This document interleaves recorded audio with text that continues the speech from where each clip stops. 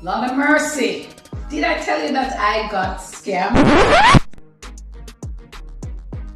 So back in the pandemic, I moved back to Jamaica with my son and my husband because we needed the help with our son because everybody was locked up in the house.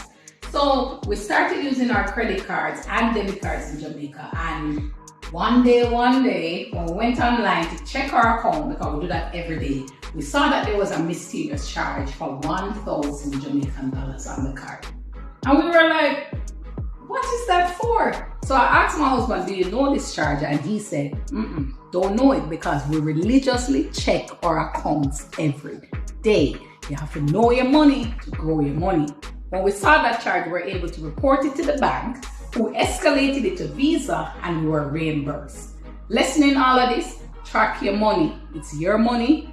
You are in control. Track it, track it, track it so that you can grow it.